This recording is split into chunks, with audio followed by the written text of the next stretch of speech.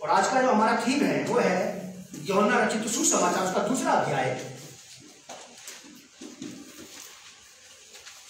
13 पद से 17 पद तक। मेरी बाइबल में इसका हेडिंग है मंदिर से व्यापारियों का निकाला जाना।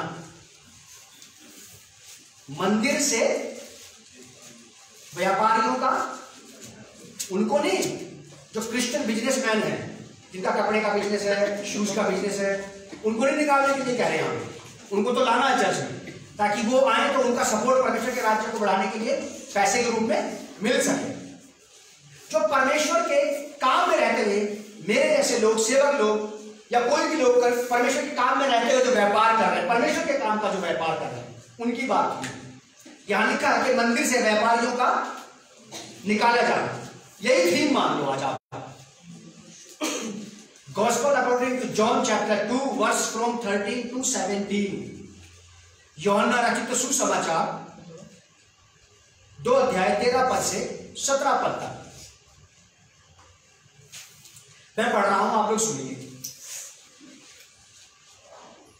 मंदिर से व्यापारियों का निकाला जाना। यहूदियों का फसह का पर्व निकट था और यीशु यरूशलेम को गया। उसने मंदिर में बैल, भेड़ और कबूतर के बेचने वालों और सर्राफों को बैठे हुए पाया। तब उसने रस्सियों का कोड़ा बनाकर सब भेड़ों और बैलों को मंदिर से निकाल दिया और सर्राफों के पैसे बिखेर दिए और पीढ़ों को उलट दिया। और कबूतर बेचने वालों से कहा, इन्हें यहां से ले जाओ, मेरे पिता के घर को व्यापार का घर मत बनाओ। तब उसके चेलों को स्मरण आया कि लिखा है, तेरे घर की धूल मुझे खा जाएगी। मत्ती रचित सुसमाचार, मरकुस और लूका, ये 3 सुसमाचार ऐसे हैं, तीनों सुसमाचारों में एक ही जैसी बात लिखी है कि मेरे पिता के घर को डाकुओं की खो ना बनाओ, डाकुओं का अड्डा मत बनाओ, उसे डाकुओं की खो, डाकुओं की छुपने की जगह मत बनाओ। ये एक लौटा सुसमाचार ऐसा है यूहन्ना का, जिसमें इसने बहुत अच्छे ढंग से वाली बात देखी। उसने व्यापारियों को, व्यापार करने वाले को, केवल गॉस्पेल ऑफ जॉन में मिलती है ये वाली बात। उसने लिखा है कि और कबूतर बेचने वालों से कहा, इन्हें यहां से ले जाओ, मेरे पिता के घर को व्यापार का घर मत बनाओ, व्यापार मत करो। यहां पे यहूदियों के फसह का पर्व था और यहूदियों को परमेश्वर यहोवा की ओर से यह हिदायत थी कि तुम दुनिया के किसी भी कोने में रहो, बिजनेस करो, नौकरी करो, कुछ भी करो, वहां जाके साल में एक बार तुम्हें यहां पे आना है यरूशलेम में अपना मुंह मुझे दिखाने के लिए। और जो लोग यरूशलेम में ही रहते थे उनको भी ये हिदायत थी कि वो भी अपना कमाई का 10वां हिस्सा अपने भेड़ बकरियों का, बैलों का, अपनी फसल का, अपनी हर एक चीज का 10वां हिस्सा लेकर के परमेश्वर के भवन में जाए। वो जाया करते थे। कुछ लोग ऐसे थे जो हर महीने नहीं जा सकते थे, बार बार परमेश्वर के भवन में नहीं आ सकते थे, जो विदेशों में नौकरी करते थे यरूशलेम के बाहर। उनको ये हिदायत थी कि तुम साल में एक बार आना, और जो सीधा सीधा लिखा वहां पे, जो सीधा तुम्हारे पास परमेश्वर का रहेगा उसको जमा करके रखना और उसको लेकर के आना वहां पे, और आकर के परमेश्वर को चढ़ा देना। तो साल में वहां पे लोग जमा हुआ करते थे और अलग अलग कंट्री में जो काम करते थे उनके पास वहीं का पैसा होता था, वो वहां का पैसा लाते थे। यहाँ वाला पैसा उनके पास नहीं होता था, लेकिन यहाँ के लोगों को देने के लिए तो करेंसी एक्सचेंज करानी पड़ती थी। दुबई के पैसे से भारत के पैसे को एक्सचेंज करा लेना, तब दुबई का पैसा भारत के पैसे में भारत में चलेगा। यूएस करेंसी, कोई भी करेंसी, कोई भी विदेश की करेंसी, जब यहूदी लोग वहां आया करते थे तो वो पैसा लाया करते थे, पैसे को वहां पे चेंज कराया करते थे वो, क्योंकि यरूशलेम का ही पैसा चलता था और बाहर का पैसा नहीं चलेगा। तो इसलिए वो उनको, जैसे कि आप लोगों ने शायद देखा होगा, कुछ सालों पहले तो चवन्नी अठन्नी की गिनती नहीं है। पहले जब लोग जाया करते थे धार्मिक स्थल में, जब हम अपने माँ बाप के साथ जाते थे तो मैंने अपने बाबूजी को देखा है कि वो 100 रुपए का छुट्टा पैसा लेते थे, 50-50 पैसे, अठन्नियां या चवन्नियां लेते थे, या एक एक के सिक्के लेते थे, मांगने वालों को देते चले जाते थे। वही 100 का नोट दिया बोले उनको और उसकी चेंज करा दी। यहाँ पे पैसे वाली बात यही हो रही थी कि वो पैसों का क्या करते थे, चेंज कराते थे उस पैसे से, और वहां के पैसे को यहाँ के लोगों से ले लिया करते थे और यहाँ का खुला पैसा लेके फिर उससे अपना लेन देन करते थे। ये बात परमेश्वर ने कही थी। तो आज भी अगर कोई भी ऐसा क्रिश्चियन व्यक्ति है जो इंडिया से बाहर रहता है, जब वो भारत में आता है तो वहां का पैसा यहाँ ला करके चर्च में देगा, तो यहाँ वो अगर आ गया तो चर्च को भी एक्सचेंज कराने जाना पड़ेगा उसको, क्योंकि चर्च भी उसको चला नहीं सकता। तो ये बात थी यहाँ पे यहां पे ये बात थी कि जब लोग ऐसा करते थे तो लोगों ने व्यापार बना लिया था इस बात का। और बड़े अफसोस और निहायत दुख की बात यह है कि ये व्यापार करने वाले लोग यहूदी थे, जिनको अपने परमेश्वर की व्यवस्था के बारे में पूरी जानकारी थी। ये दुख की बात है। इन्हें परमेश्वर के वचन के बारे में पूरा नॉलेज था। इनके ये जिम्मेवार थे अपने परमेश्वर के आदर और सम्मान को बढ़ाने के लिए, लेकिन चूक गए साहब।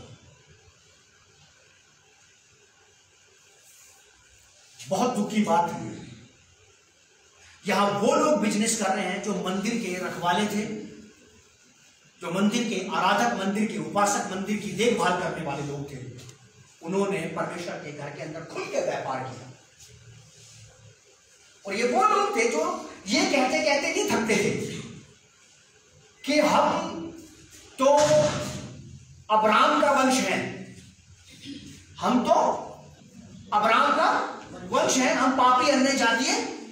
इनको ये कहने में बड़ा प्राउड फील होता था, we are the people of God. लेकिन पीपल ऑफ गॉड जो थे उनको गॉड के मान सम्मान की कोई परवाह नहीं रह गई। Those are people of God, जो परमेश्वर के लोग हैं, आज उन्हीं को परमेश्वर के मान सम्मान की, उसकी भावनाओं की कोई कदर नहीं रह गई। यहां व्यापार करने वाला कोई गैर ज्यूश, नॉन यहूदी लोग नहीं थे, वही लोग थे। बहुत बढ़िया बात मैं आपको बताने जा रहा हूं। देखा कि और कबूतर 16 पद में, और कबूतर बेचने वालों से कहा, यहां से ले जाओ, मेरे पिता के घर को व्यापार का घर मत बनाओ। और व्यापार का घर करने वाले वही थे जो यहोवा की उपासना और आराधना करने वाले लोग थे, जिनके ऊपर ये जिम्मेवारी थी कि तुम मेरे गवाह हो, जाकर के लोगों को बताओ कि मैंने तुम्हें मिस्र से निकालते समय क्या बड़े बड़े काम किए। ये वो लोग थे जो रिस्पॉन्सिबल थे परमेश्वर की गवाही के, परमेश्वर के प्रभाव के गवाह थे। ये इनको गवाह होना था परमेश्वर के प्रेम का, परमेश्वर की दया का, परमेश्वर की शक्ति का, परमेश्वर के सामर्थ्य का। अब ये उसकी गवाही नहीं दे रहे, अब ये बस व्यापार में लगे हैं, व्यापार में लगे हैं। आज कलीसिया में ऐसी स्थिति बन सकती है, आज भी चर्चिज में ऐसे हालात पाए जा सकते हैं।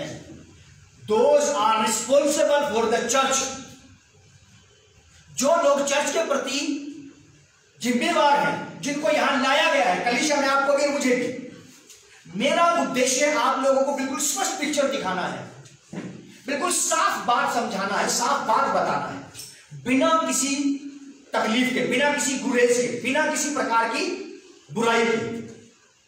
ये लोग जिम्मेवार थे कि इनको परमेश्वर के घर में लोगों को सहूलियत देना चाहिए थी। ये लोग ऐसे जिम्मेवार थे कि इनको परमेश्वर के घर में लोगों को लाना चाहिए था, लोगों को आदर करना चाहिए था, लोगों को परमेश्वर की बातें बताना चाहिए थी। लेकिन थोड़ी ही देर के बाद देखते देखते पूरी पिक्चर बदल गई और एक व्यापार में तब्दील हो गई। और ये वो लोग थे जो परमेश्वर के कहलाते थे। निहायत दुख की बात है कि एक के भी मन में दर्द नहीं आया साहब, क्या बात है। एक भी यहूदी के अंदर दर्द नहीं था इस बात का, सब खुश थे। समझ में आई आप लोगों को मेरी बात? जब कलीसियाओं में या परमेश्वर के भवन में यह स्थिति बन रही थी, जिनको विरोध करना चाहिए था वो बिजी थे बिजनेस में, जिनको इस बात का विरोध करना चाहिए, इस बात को ठुकराना चाहिए, इस बात का सामना करना चाहिए था, वो पैसा बनाने में इन्वॉल्व थे, बिजी थे। परमेश्वर के भवन के प्रति रिस्पॉन्सिबिलिटी जाती रही है। इन्होंने सोचा कि नहीं, अब ये हमारा काम नहीं, ये हमारा काम नहीं है, बस हमारा काम तो केवल पशु बेचना है, यहां पे मनी एक्सचेंज करना है, लोगों के साथ पैसा कमाना है। बड़ा प्राउड था यहूदियों को ये कहने में कि हम तो जिंदा खुदा के लोग हैं जी। लेकिन एक भी आदमी के अंदर जिंदा खुदा का दर्द नहीं आ रहा कि इसके घर के साथ आज हो क्या रहा है। आज यहोवा के भवन की हालत बना क्या दी है इन लोगों ने, किसी को दर्द नहीं आ रहा। परमेश्वर के लोगों को दर्द नहीं आ रहा, परमेश्वर के भवन का। मैं आपको जगा रहा हूं, हिला रहा हूं मैं आपको, अगर आप हिल जाओ और जाग जाओ तो। लिखा है, और कबूतर बेचने वालों से कहा, ही नहीं यहां से ले जाओ, मेरे पिता के घर को व्यापार का घर मत बनाओ, व्यापार का घर मत बनाओ। यीशु मसीह कह रहे हैं ये वाली बात। मतलब सारे इजराइल में, सारे यरूशलेम में क्या एक ही आदमी मिला था बस, एक के अंदर दर्द था बस, परमेश्वर के भवन के साथ क्या हो रहा है, ये क्यों था उसके साथ ये दर्द? बाइबल पढ़ते हो आप लोग? Gospel according to Matthew chapter 1 verse 18, ये थी वजह, शायद हमारे अंदर अभी तक नहीं आई। निकालो अपनी बाइबल में, देखो क्या लिखा है। मत्ती रचित सुसमाचार पहला अध्याय 18 पद पढ़ के समझ में आ जाएगा, शायद यही दर्द था, शायद यही वजह थी इस अकेले आदमी की उठ खड़े हुए। क्या लिखा है? मत्ती 1:18 लिखा है कि जब मरियम की मंगनी यूसुफ के साथ हो गई तो उन दोनों के मिलने से पहले वो पवित्र आत्मा की ओर से, परमेश्वर की ओर से पवित्र आत्मा के स्वास्थ्य से क्या पाई गई? मतलब पूरे इस्राएल में एक ही था, सन ऑफ गॉड, जिसके अंदर बाप के घर का दर्द आया। बस क्या बात है, एक ही के अंदर बस। बाकी जो चिल्लाते फिरते थे सुबह से शाम तक, we are the people of God, we are the people of God, we are the people of God, तुम्हारे अंदर तो दर्द ही नहीं है परमेश्वर के भवन का। How do you can say we are the people of living God? You are wrong. इसका मतलब आप गलत है, आपको पता ही नहीं बात क्या चल रही है। इन व्यापारियों को व्यापार कर रहे हैं, पैसे कमा रहे हैं, इन्होंने परमेश्वर के भवन के अंदर ही दुकान खोल दी और एक के भी मन में ये बात नहीं आई कि विरोध करता कोई किसी का, एक ही था, सन ऑफ गॉड। अब आपके मेरे अपने आप को ये कह रहे थे कि हमें परमेश्वर की संतान है, कोई फायदा नहीं है, उन लोगों का भी कोई फायदा नहीं है। आपको मेरी बात समझ में आ रही है? ऑनलाइन वालों का भी भला हो जाएगा। बहुत बेहतरीन बात मैं आपको बता रहा हूं। परमेश्वर के लोगों को परमेश्वर के भवन का दर्द इसलिए नहीं था क्योंकि वो परमेश्वर, उनके अंदर परमेश्वर के पुत्र ने जन्म नहीं लिया था अभी तक। बाप के घर का दर्द तो बेटे को ही आया कि मेरे पिता के घर को, मेरे पिता के घर को व्यापार का घर मत बनाओ। लोग चर्च ये कह के छोड़ के चले गए मुझे कि हम आपका चर्च छोड़ रहे हैं, मेरा चर्च छोड़ रहे हैं। जैसे मैंने मेरे बाप ने मिलकर बनाया था इसे। हमारा पुश्तैनी चर्च थोड़ा है, हो भी सकता है अगर हमने ऐसा ही क्राइस्ट के समान दर्द लिया तो फिर हमारा ही होगा। बस ये आपका भी हो सकता है, अगर आप ऐसे ही यीशु के समान दर्द लोगे तो कह सकते हो कि हमारा है जी। और जो ये कहे कि हमारा है, मैं बता देना चाहता हूं कि फिर वो जिम्मेवार भी इस बात का आपसे हिसाब किया जाएगा। हाँ भाई, सामान कहाँ है? अरे बैग तो छूट गया कि तूने कहा था मैं संभाल लूंगा, बैग के अंदर जो था माल सारा तुझे भरना पड़ेगा। समझ में आ रहा है आपको मेरी बात? ये यहूदी थे, ये व्यापारी बन गए, ये परमेश्वर के लोग थे, इनको परमेश्वर की भलाई की बात बताना थी, इनको परमेश्वर का आदर करना चाहिए था, परमेश्वर से मिले रहना चाहिए था। इनको सब कुछ छोड़ छाड़ करके, जैसे परमेश्वर ने 40 साल जंगल में इनकी चिंता की, इन नाकाराओं को परमेश्वर की चिंता करनी चाहिए थी। अब जिस तरह परमेश्वर ने इनके कपड़े फटने नहीं दिए, इनके जूते पुराने नहीं होने दिए, इनके पैर सूखने नहीं दिए, इनको भूखा मरने नहीं दिया, उस प्रकार से आज इन व्यापारियों को परमेश्वर के घर की चिंता करके परमेश्वर के सपोर्ट में, परमेश्वर के पक्ष में खड़ा होना चाहिए था और व्यापारियों का विरोध करना चाहिए था। इनको करना चाहिए था, ये कोई नहीं कर रहा। क्या इनके बाप दादाओं ने यहोवा का खाना नहीं खाया? भूल गए? एक ही, क्या एक ही था वहां पे परमेश्वर का पुत्र? एक ही निकल के बाहर आया जिसके अंदर जलन पैदा हुई, जिसके अंदर एक आग निकली परमेश्वर के भवन के लिए। मेरे पिता के घर को उन्होंने व्यापार का अड्डा बना दिया है, बाकी कहां जाएंगे? जितने भी आप लोग यहां पे बैठे हैं, जो लोग मुझे सुन रहे हैं, आप किसी भी चर्च के मेंबर हो, इससे कोई फर्क नहीं पड़ता। अगर आप अपनी कलीसिया के प्रति ईमानदार, वफादार, विश्वास योग्य नहीं तो आपका वहां ना होना ही बेहतर है। इन व्यापारियों का परमेश्वर के भवन में ये ना आते तो ज्यादा अच्छा था। ये मतलब इनके अंदर छोटी सी बात है, अगर 50 रुपए से कोई मेरी मदद कर दे, मैं 20 लोगों को बताते नहीं थकता कि फलाना वाला भाई बहुत अच्छा है, बड़ा मददगार व्यक्ति है। साहब, हम एक आदमी के बारे में 20 लोगों को बताए बिना हमारे खाना हजम नहीं होता। अगर भी हमारे भलाई कर दे तो कलीसिया को जागरूक होने की आवश्यकता। आप किसी ना किसी कलीसिया के सदस्य हैं, आप रिस्पॉन्सिबल है, जिम्मेवार है उस कलीसिया के प्रति। अगर उस कलीसिया में किसी प्रकार की उठा पकड़ बसती है तो आपको खड़े होकर बात करना चाहिए, क्या हो रहा है यहाँ पे, हम ऐसा नहीं होने देंगे। हम ऐसा नहीं चलने देंगे। हम वो सब के सब अपने अपने व्यापार में लगे थे, अपने अपने बिजनेस में लगे थे, अपने अपने को संभालने में, अपने अपने को सेव करने में, अपने अपने को स्टैंड करने में, अपने अपने को पोजीशन में लाने में लगे थे। एक को भी इस बात की फिक्र नहीं आई कि यहोवा के भवन का तुमने बना क्या दिया, या अखाड़ा बना दिया तुमने तो यहां पे इसका। इस स्पिरिट के परमेश्वर के लोग कहां हैं? कलीसियाओं में पवित्र आत्मा से भरे हुए लोग तो हैं, लेकिन कलीसियाओं में इस स्पिरिट के लोग नहीं है जो यहोवा को अपने बाप के समान मान लें और भिड़ जाए यहोवा के लिए किसी से भी। मैं आपको बाहर के लोगों से लड़ने के लिए नहीं कह रहा, क्योंकि आपके बस की नहीं बाहर के लोगों से लड़ना। हम तो अपने अंदर के लोगों को नहीं जवाब दे सकते।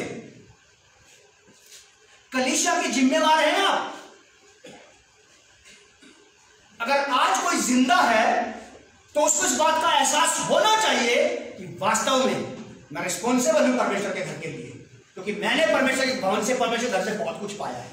आज मेरी बारी है उसके घर को सेव करने की, उसके घर की देखभाल करना। यहाँ के झाड़ू पोछे की बात नहीं कर रहा, वो तो मेहमान नहीं कर लेते हैं, एक तो भाई लोग और आ जाते हैं, हम लोग कर लेते हैं। मैं इसकी बात नहीं कर रहा हूं। कलीसियाओं में उठने वाले, उठा पटक होने वाली गुटबाजी के विषय में हमें बात करना चाहिए, बजाय बिना किसी का पक्ष किए, बिना किसी भी व्यक्ति का पक्ष किए, बिना किसी के साथ रिश्तेदारी निभाए, मुझे यह वाली बात करना चाहिए यीशु मसीह के समान। मेरे साथ निकालिए आप इफिसियों की पत्री पहला अध्याय 5 पद, इफिसियन चैप्टर 1 वर्स 5। मत्ती की किताब के अध्याय के 18 पद में हमें पता पड़ा कि यीशु मसीह परमेश्वर का पुत्र है और बेटे को ही जगह नहीं, बस बाप के भवन में। तो अब आप और मैं कैसे कह सकते हैं कि मैं भी परमेश्वर की संतान हूं? मैं बस केवल कलीसियाओं को हिलाना चाहता हूं, मैं बस केवल कलीसियाओं को जागरूक करना चाहता हूं कि आप जिस भी कलीसिया के सदस्य हैं, जहां भी आप जाते हैं, वहां के लिए आप जिम्मेवार व्यक्ति हैं। इफिसियों की पत्री, इफिसियन चैप्टर 1 वर्स 5। पौलुस इफिसियों की पत्री में कह रहे हैं कि और अपनी इच्छा के भले अभिप्राय के अनुसार परमेश्वर ने, सर्वशक्तिमान इस्राएल के कर्ता यहूदियों के खुदा यहोवा ने, हम गैर यहूदियों को, हम अन्य जातियों को, गैर यहूदियों को, गैर इजराइलियों को, गैर यरूशलेमियों को, हमारे अंदर एक खूबियां थी लेकिन फिर भी परमेश्वर ने दिया है। पौलुस कहता है कि और अपनी इच्छा के भले अभिप्राय के अनुसार हमें अपने लिए, परमेश्वर ने हमें अपने लिए ठहराया कि यीशु के द्वारा हम उसके लेपालक पुत्र बन जाएं। आप और मैं यीशु मसीह के द्वारा उसकी संतान तो बन गए, लेकिन आपके मेरे अंदर यीशु मसीह का बाप के प्रति डेडिकेशन नहीं आया अभी तक। हमारे अंदर यीशु मसीह के समान power, authority, sign, wonder, miracle, ये वो सब कुछ है, लेकिन समर्पण नहीं आया बाप के प्रति अभी तक। क्या हम उसकी भवन के लिए, उसकी हैकल के लिए, उसकी कलीसिया के लिए उठ खड़े होते और वहां उठने वाली उथल पुथल को बोल सकते कि खामोश, क्या हो रहा है ये तो वही कहेगा जो रियल सन ऑफ गॉड होगा। इसके लिए तो वही आगे आएगा जो रियल सन ऑफ गॉड होगा, जीसस क्राइस्ट। एक आदमी के अंदर आग लगी, एक ही का दिल दहका, बस एक के अंदर ही लपटें उठने लगी, जबकि उसने वहां पे ना तो अन्य भाषा में प्रार्थना की, ना उसने भविष्यवाणियां की। इस वक्त उसने कुछ भी नहीं किया, ना मुर्दे जलाए, ना कोड़ी चंगे की, ना बीमार चंगे की, ना लंबा चौड़ा भाषण दिया। उसने प्रैक्टिकली करके दिखाया कि मेरे अंदर आग है मेरे बाप के प्रति। आपके पिताजी के सामने कोई बोल गए, आप फ्रेंडशिप करेंगे उसके साथ? करेगा क्या अभिषेक? कोई लड़का है ऐसा यहाँ पे, अगर उसके पापा की कोई बेइज्जती बदनामी करते हैं, वो लड़का उन्हीं लोगों के साथ मिला रहे? मैं भी नहीं हूं ऐसा। और यीशु मसीह के अंदर भी यही वाला गुण था, यीशु मसीह के अंदर यही वाला गुण था, क्योंकि मेरे बाप का आदर लोग करते हैं लेकिन मुझसे ज्यादा नहीं करेगा कोई। ताऊ जी, चाचा जी, फूफा जी, मामा जी कहके पैर छूने के मुझसे, हमने हो सकता है कि हमारे बच्चे मेरे पैर भी छूते, इसका मतलब ये नहीं कि मुझसे प्यार नहीं करते, आदर नहीं करते। जो मेरे पैर छूते हैं पता नहीं पकड़ के खींचते। पैर छूने का मतलब क्या कि सबसे ज्यादा आदर बाहर के बच्चे करते हैं? नहीं, सबसे ज्यादा आदर वो करेगा जो मेरे पक्ष में मेरे साथ खड़ा रहेगा, ये कहते हुए ये गलत हो रहा है। ये यहोवा की सैकड़ों संतान थी, यहूदियों का मुंह नहीं थकता था ये कहते कहते सुबह से शाम तक, हम तो परमेश्वर की संतान है, हम तो परमेश्वर की संतान है, हम तो परमेश्वर की संतान है, हम तो परमेश्वर की संतान है। और देखो उसके घर का क्या हाल था उनका। कलीसिया को जागरूक होने की आवश्यकता, आप लोगों के अंदर ये आग आ जाना चाहिए।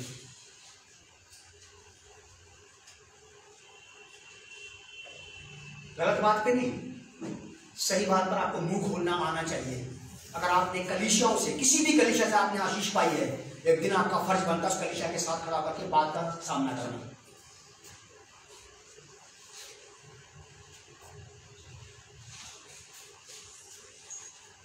परमेश्वर करे कि आज ये दिन आ जाए। यीशु मसीह परमेश्वर का पुत्र था, कुंवारी के गर्भ से पैदा हुआ, पवित्र आत्मा के सामर्थ्य के द्वारा उसको वहां पे रखा गया। इफिसियों की पत्री 1 अध्याय के 5 पद में लिखा कि परमेश्वर ने आप लोगों को इसीलिए लिया है, आपको ले लिया, अब आप उसके पुत्र यीशु मसीह के जैसे कब बनोगे? साइन वंडर मिरेकल सुसमाचार प्रचार करने में ही नहीं, केवल परमेश्वर का आदर करने में भी। यूहन्ना 14 अध्याय के 12 पद में प्रभु यीशु मसीह ने कहा कि मैं तुमसे सच सच कहता हूं, मैं तुमसे सच कहता हूं, जो मुझ पर विश्वास रखता है ये काम जो मैं करता हूं वो भी करेगा, वरना इनसे भी बड़े बड़े। हम पता क्या कहते हैं, आपने एक मुर्दा जिलाया तो वो 18 मुर्दे जिलाने की ताकत हो। अरे ये वाले काम कब करेगा तू, सन ऑफ गॉड? जो यीशु मसीह ने वो ये वाला भी काम तो क्या है, यीशु मसीह ने, अगर यीशु मसीह ने मुर्दे जिलाए, अद्भुत काम किए, तो ये वाला काम भी तो यीशु मसीह ने, ये वाला क्यों छोड़ दिया तुमने? यीशु मसीह के समान हमारे अंदर समर्पण नहीं है परमेश्वर के प्रति, यीशु मसीह के समान हमारे अंदर आदर करने की भावना नहीं है परमेश्वर के प्रति, परमेश्वर के भवन की चीजों की चिंता करने की भावना नहीं है हमारे अंदर यीशु मसीह के समान। बाकी हमें यीशु मसीह का सब कुछ चाहिए, एनोइंटिंग उसी की चाहिए, उसी का अभिषेक चाहिए, जो यीशु मसीह प्रभु जो आप पर था वही आने दो। यूहन्ना 14:12 कहां जाएगा?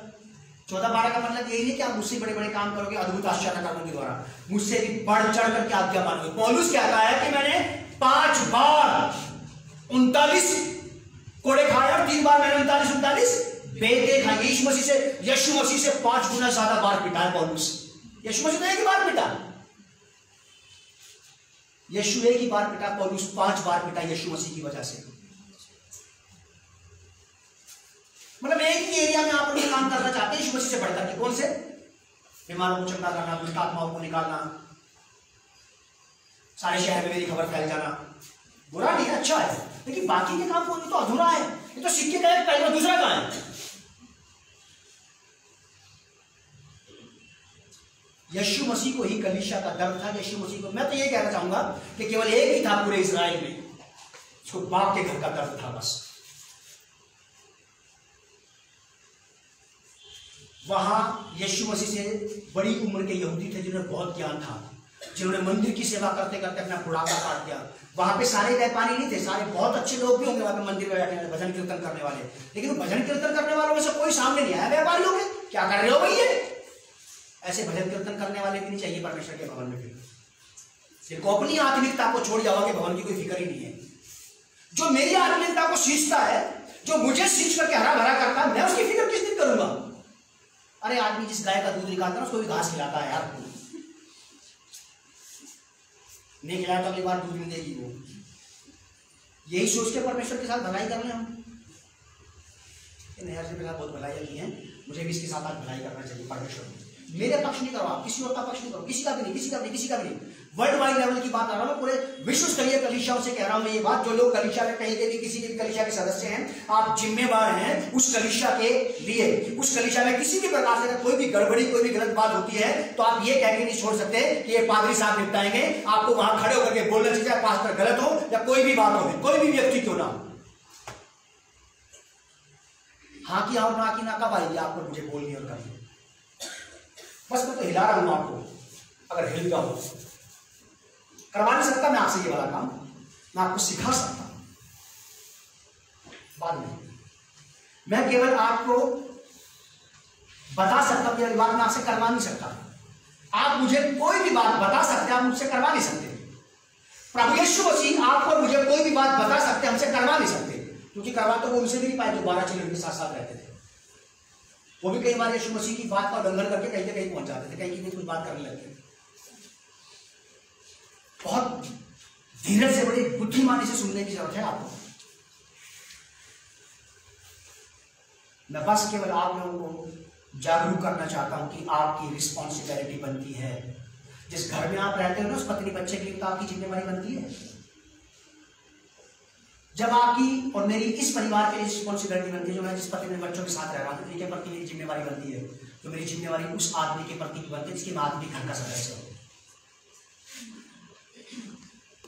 आपको सोचना पड़ेगी, ये वाली बात सोचनी पड़ेगी। इफिसियों की पत्री 1:5 में लिखा कि और अपनी इच्छा के भले अभिप्राय के अनुसार हमें अपने लिए पहले से ठहराया कि यीशु मसीह के द्वारा हम परमेश्वर के क्या हो जाएं, लेपालक, गोद लिए हुए बेटे बन जाएं।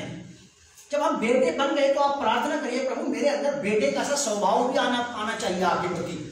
मेरे अंदर उस बेटे के समान वफादारी, ईमानदारी, विश्वास, योग्यता, आपके पक्ष में खड़े रहना, आपके साथ खड़े रहना, आपके भवन की देखभाल करने की आग भी मेरे अंदर धक्का दे, जील पैदा कर दे जो तेरे भवन के प्रति हो।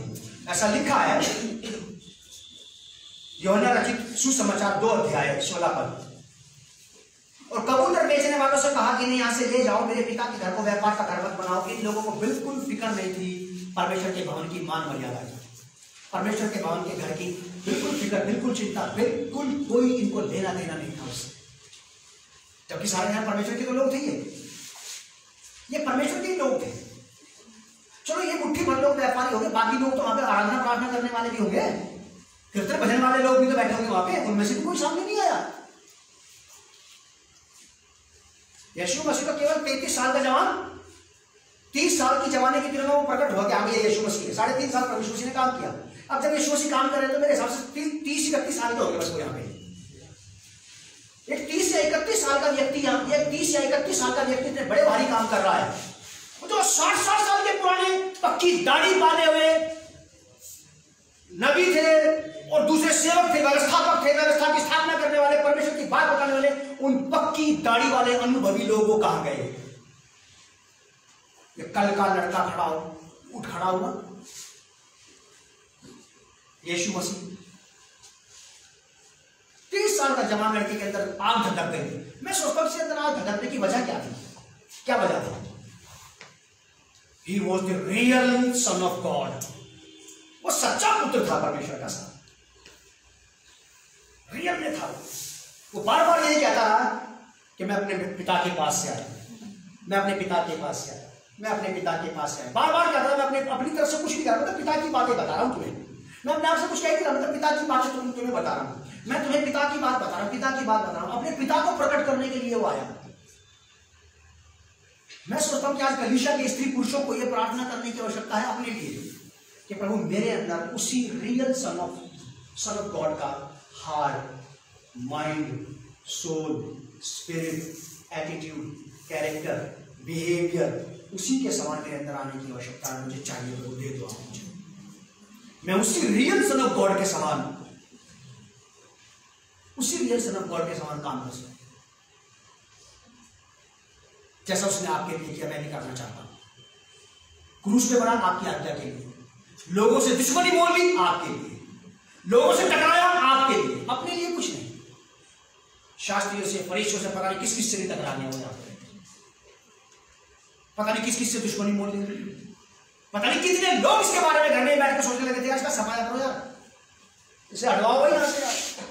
पता नहीं कितनों क्या हमें लड़कने लगा था, किसकी वजह से? नहीं, परमेश्वर की वजह से थोड़ी, इस वजह से कि वो रियल सन ऑफ गॉड था, बस सच में ही पुत्र था। पड़ोसी का पुत्र होता तो बोलता मेरा क्या, ताऊजी पिटने ताऊजी का लड़का नहीं बोला तो हम क्या बोले? समझ रहे आप? कुछ काम ऐसे होंगे मेरे बाप के लिए जो मुझे ही करने हैं, मेरे साथ मेरे मामा फूफी के भाई भतीजे नहीं कर पाएंगे। कुछ काम तो ऐसे होंगे साहब जो आप ही को करने पड़ेंगे as a son of God, as a daughter of God. ये थी एक चीज जो उसको बार बार उभारती थी परमेश्वर के लिए काम करने में। एक ही बारी में उसने सबसे दुश्मनी मोल ली। थोड़ी दिनों के बाद तो लोग प्लान बना लेते थे इसको इसका कुछ करना पड़ेगा, इसका काम बनाओ भाई। वो कहते हैं देसी भाषा में कहते हैं भाईगिरी में, काम बांधो यार इसका, तो इसका काम बांधो बस, हिसाब किताब सेट करके इसको हटाओ से। पता नहीं किस किससे दुश्मनी मोल ली परमेश्वर के लिए। काश कलीसिया में ऐसे लोग उठ खड़े हो परमेश्वर के लिए, real true children of God, सच्चे बच्चे परमेश्वर के। मत्ती की किताब 18 में यीशु मसीह है और इफिसियों की पत्री 1:5 में आप हैं। मत्ती की किताब 18 तो यीशु मसीह, इफिसियों की पत्री 1:5 में, ऐसा तो लिखा है इफिसियों 5 में। उसने हमें ले लिया और अपना पुत्र बना दिया। यीशु मसीह उसने बनाया नहीं था, यीशु मसीह उसने अपना पुत्र बनाया था। He was the son of God, बना बनाया था। शायद हम लोग ये सोचते हैं हम तो बने हुए हैं यार, हम बने हुए बच्चे, पैदा हुए थोड़ी। शायद इसलिए हमारा परमेश्वर के लिए दिल कम धड़कता है।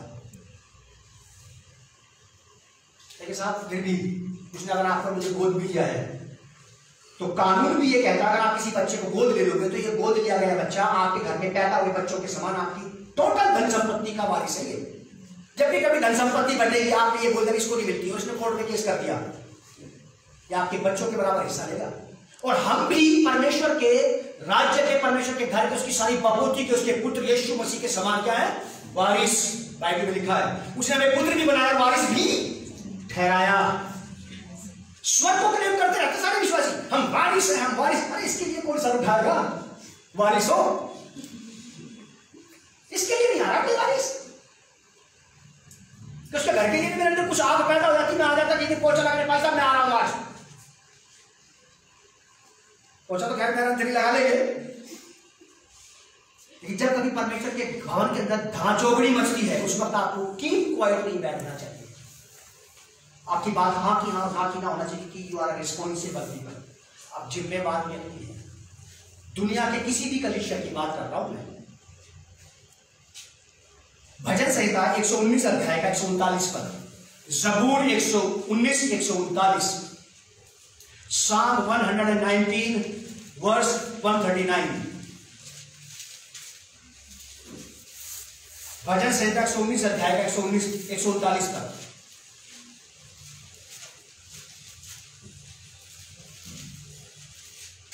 सन ऑफ गॉड फिर यहां पे आ रहा है, काश हम भी ऐसे हो जाए सन ऑफ गॉड।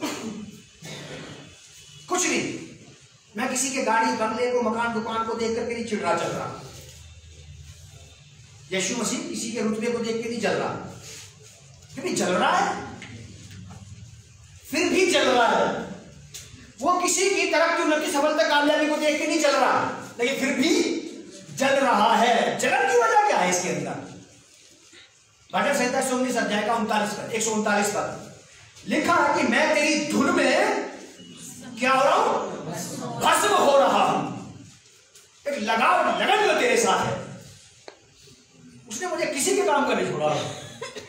यार मैं किसी के मतलब का नहीं रह गया, ना देश के, ना समाज के, ना पत्नी के, ना बच्चों के, ना रिश्ता, किसी के काम का नहीं रह गया। बस मेरे तरह की आंख भटकती रहती है कि बस तेरे भवन की, तेरी इच्छा को पूरा करने की, तुझसे प्रेम करने की, तेरा आदर करने की, तेरी बात को पहला स्थान देने की।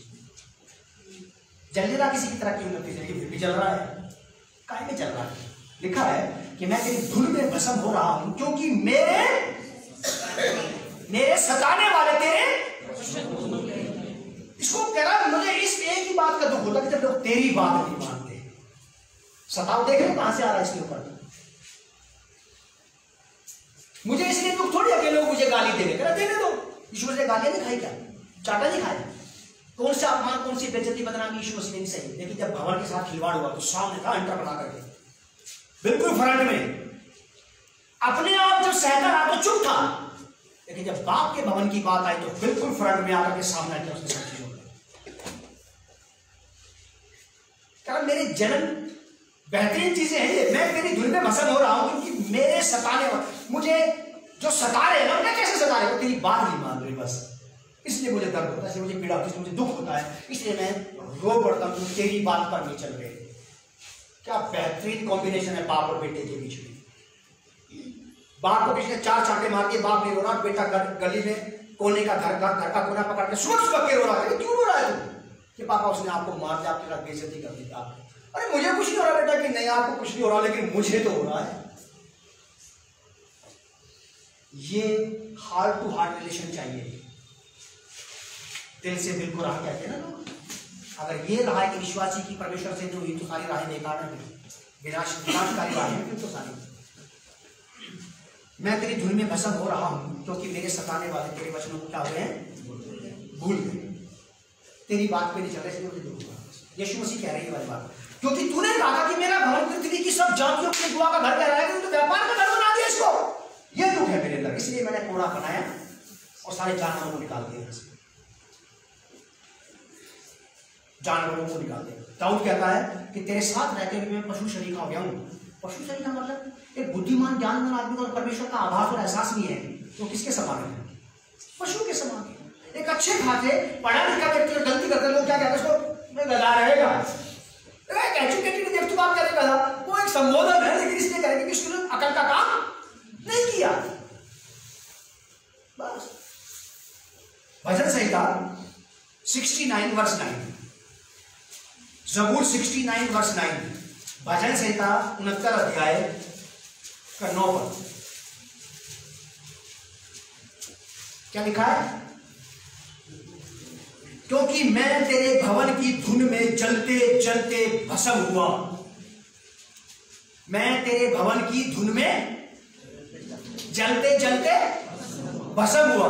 एक बार मुझे मौका मिला ऐसे ही कलकत्ता में कुछ लोगों के साथ पार्टी प्रचार के साथ बैठने का, पहली मतलब बड़े थे मुझसे उम्र में बहुत, तो ऐसी बात करने के सामने बैठते उससे कहने लगे, वो पास्टर साहब सीनियर है बहुत, all over India mission association के चेयरमैन थे वो उस वक्त में। मुझसे कहने लगे सर तुम्हारा इंटरव्यू होता है। सर ऐसा क्यों कह रहे हैं आप, क्या नहीं बताओ, अच्छा बताओ तुम्हारी कौन क्या है, परमेश्वर ने तुम्हें क्यों बुलाया है सेवा के लिए, बिना जिसके बिना कोई बात नहीं। मुझे तो पता था कि क्या बात है।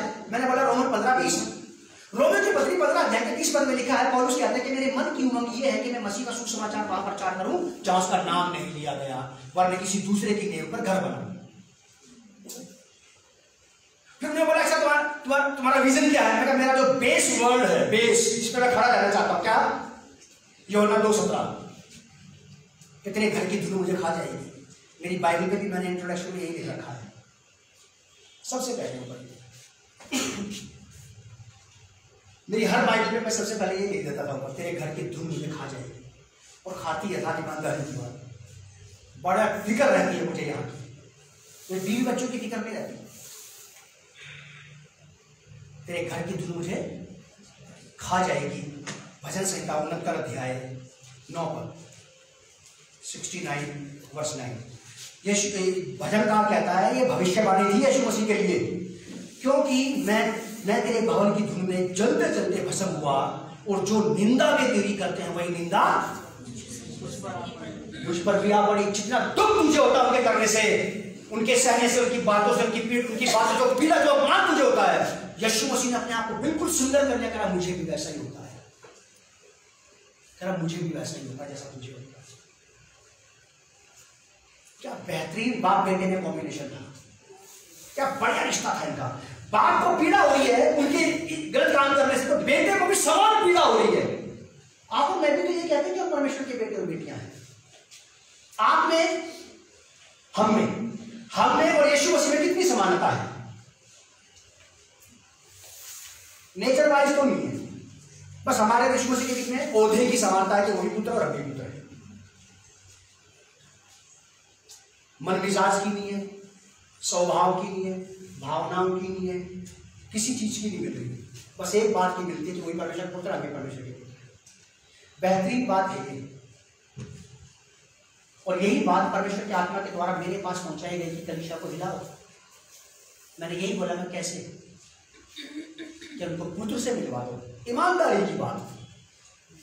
मैं कहा मिले नहीं क्या अभी तक, मैं प्रार्थना कर रहा था, तब मुझे परमेश्वर की आत्मा ने ये एक बात याद दिलाई कि मेरे पिता के घर को व्यापार का घर मत बनाओ। और ईमानदारी की बात मैंने इसके ऊपर पहले बोला है, लेकिन इस वाले पॉइंट पे कभी नहीं बोला था, क्योंकि ये मेरे पास फ्रेश पहुंचाया गया था कि लोगों के अंदर यीशु मसीह अगर जन्म ले लेगा तो वो दुनिया के किसी भी कलीसिया के सदस्य क्यों ना हो, कलीसिया के पक्ष में लोग हमेशा ही खड़े रहेंगे, क्योंकि पुत्र को दर्द आया था। भवन साफ करने की चिंता किसको सताई, पुत्र को। उसने आकर के खड़ा हुआ, सामने किया कि तूने मेरे पिता के घर को व्यापार का घर बना दिया। बस उसने फिर मंदिर की सफाई करना शुरू कर। एक अकेला है। पवित्र पिता प्रभु यीशु के नाम से मैं आपका धन्यवाद करते हुए प्रार्थना करता हूँ कि लोग जो मुझे सुन रहे हैं और देख रहे हैं दूर दराज में भी, प्रभु जी हम सब के अंदर, मेरे अंदर, मेरी पत्नी बच्चों के अंदर, इस पूरी कलीसिया के अंदर, जमायत के अंदर इसी यीशु मसीह का संबंध और आत्मा आ जाए, जो ये कह सके कि मेरे पिता के भवन को व्यापार का घर मत बनाओ। ये ऐसा पुत्र प्रभु जी हमारे अंदर जन्म ले ले जो आपके साथ खड़ा होकर के हर प्रकार की बात का सामना कर सके प्रभु जी, निष्पक्ष होकर के। ऐसा अनुग्रह आप दें और ये पुत्र कलीसिया में अवश्य ही जन्म लेने पाए, जो पिता के घर की चिंता करता हो, पिता के घर की धुन जिसे खाती हो, जो कह सके कि मैं तेरी आग में भस्म हुआ जा रहा हूं। अनुग्रह दे प्रभु यीशु के नाम से इस प्रार्थना को हम मांगते हैं, आमीन।